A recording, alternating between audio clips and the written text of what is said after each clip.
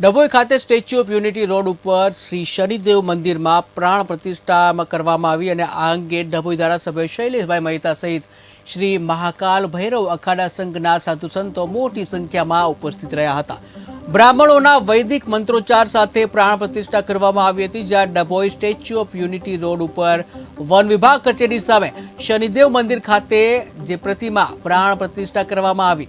આ પ્રસંગે વિવિધ ધાર્મિક કાર્યક્રમો સાથે સાધુ સંતોની ઉપસ્થિતિમાં પ્રતિમા પ્રાણ પ્રતિષ્ઠા કરવામાં આવી, જે આ પ્રસંગે ડભોઈ ધારાસભ્ય શૈલેષ મહેતા સહિત શ્રી મહાકાલ ભૈરવ અખાડા સંઘના સાધુ સંતો ઉપસ્થિત રહ્યા હતા, જેને ડભોઈ નગરની જનતાને શનિદેવના આશીર્વાદ મળે તે માટે પ્રાર્થના કરવામાં આવી હતી। આ પ્રસંગે વિદ્યવાન બ્રાહ્મણો દ્વારા વૈદિક મંત્રોચ્ચાર સાથે યજ્ઞ કરી પ્રાણ પ્રતિષ્ઠા કરવામાં આવી હતી, જેમાં 20 જેટલા દંપતી યજમાન પદે પૂજન પણ કર્યું હતું અને સમગ્ર આયોજન ડભોઈ નગર આગેવાન વિનોદ સોલંકી દ્વારા કરવામાં આવ્યું હતું।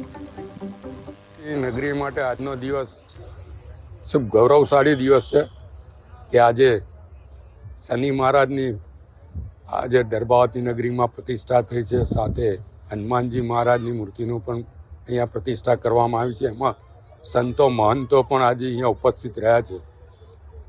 શનિ મહારાજ માટે કહેવાય છે નીલાંજનમ સમાભાસમ રવિપુત્રમ યમાગજમ છાયામાર્તમ સંભૂતમ તમ નમામિ શનેશ્વરમ, એટલે કે કાળી મેષ સરખા તેજસ્વી સૂર્યપુત્ર યમના મોટાભાઈ એવા શનિદેવને હું પ્રણામ કરું છું। અને શનિદેવના આ મંત્રનો જે કોઈ જાપ કરે એને શનિદેવના આશીર્વાદ પ્રાપ્ત થતા હોય છે અને અત્યારે લોકોને દુઃખમાંથી મુક્તિ મળે। શનિ મહારાજ કર્મોના દેવ છે, જેના જેવા કર્મ એને એવી રીતે ન્યાય આપતા હોય છે।